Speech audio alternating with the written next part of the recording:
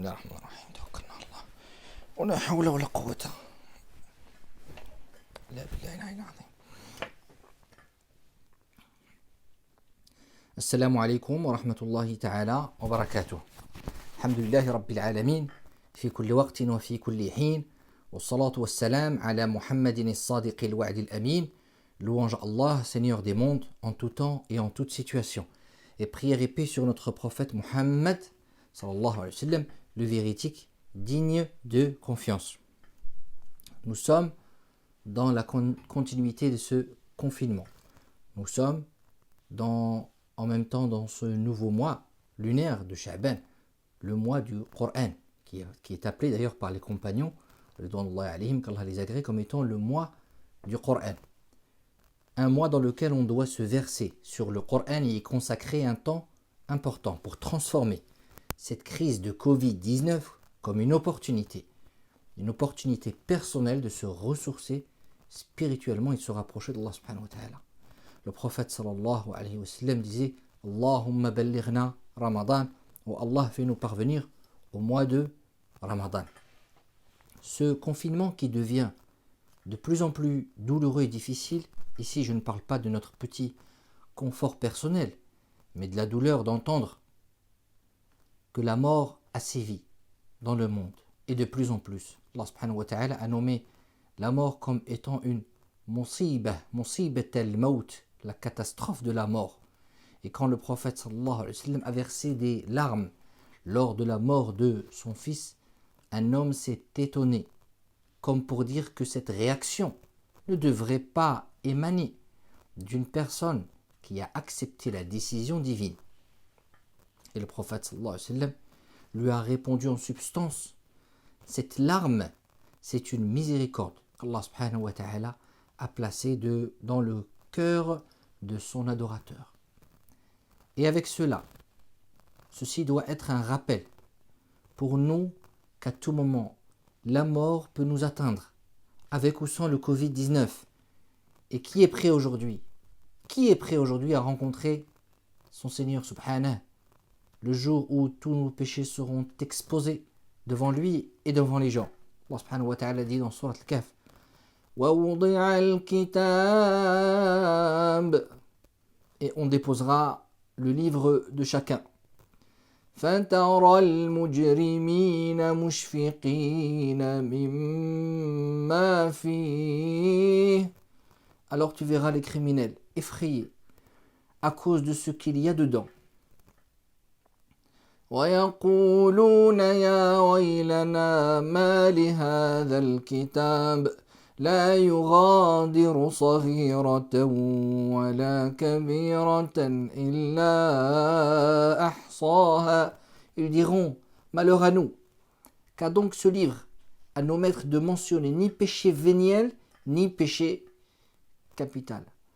وَوَجَدُوا مَا عَمِلُوا حَاضِرًا, et ils trouveront devant eux tout ce qu'ils auront œuvré. وَلَا يَظْلِمُ رَبُّكَ أَحَدًا, et ton Seigneur ne fait du tort à personne. C'est le moment, ya ahbab, de revenir et de se repentir à Allah subhanahu wa ta'ala. Et je ne voudrais pas m'attarder sur un discours pessimiste autour de la mort. Ce que nous avons actuellement nous suffit amplement. Et tant qu'on n'est pas mort, alors profitons de la vie. On doit vivre et vivre de la plus belle des manières. Profiter des bienfaits de ce monde qui sont en réalité les bienfaits qu'Allah subhanahu wa ta'ala nous a octroyés par sa grâce. Quant aux bienfaits de ton Seigneur, évoque-les comme le dit le verset. Mais tout en ayant le comportement du musulman, noble, digne, responsable, le musulman accompli. Jamais le musulman ne devrait être source de trouble, mais au contraire, une aide précieuse pour son prochain. C'est dans ce contexte que j'en profite aujourd'hui et que je voudrais relayer une initiative citoyenne qui a vu le jour, celle de pouvoir aider son prochain dans le contexte difficile, contexte désigné comme étant un contexte de guerre. Et je vous invite donc à découvrir cette plateforme qui s'appelle la réserve civique. L'inscription est très simple. On trouve des tâches qui sont à la hauteur de tous et d'autres pour les personnes qui sont en bonne santé et qui n'encourent aucun risque. Covid-19.réserve-civique. Comme par exemple des missions à distance, maintenir un lien téléphonique ou par visio avec des gens âgés, malades ou en situation de handicap. Par exemple, juste pour cette mission, il recherche 483 volontaires pour cette mission qui est à la portée de tous. Ça peut être aussi des missions en présentiel, de garder les enfants du personnel soignant, des gens aujourd'hui qui nous sauvent la vie et qui vont sauver la vie de nos anciens, faire des courses pour des personnes âgées, et ainsi de suite. Plein d'autres missions. Et c'est notre rôle, en tant que musulmans, habitants et résidents dans ce pays qui est la France, de ne pas être seulement des spectateurs, consommateurs, mais des acteurs qui sont une aide précieuse, un pilier précieux pour les nécessiteux et ceux qui sont dans le besoin en priorité. Une pensée pour les sans-abri qui sont aujourd'hui sans protection contre le coronavirus. Et j'en profite pour vous demander d'avoir une grande pensée pour toutes les personnes qui sauvent nos vies dans les hôpitaux et tous ceux qui sont au service des autres, musulmans ou pas. Aujourd'hui, en temps de crise, nous n'avons pas le droit de distinguer. Il faut savoir être solidaire.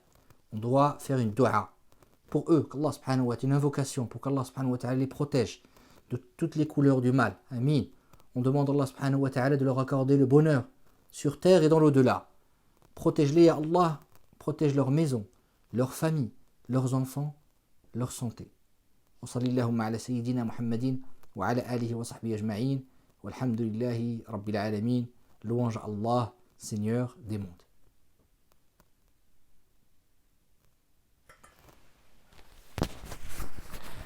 توكلنا على الله.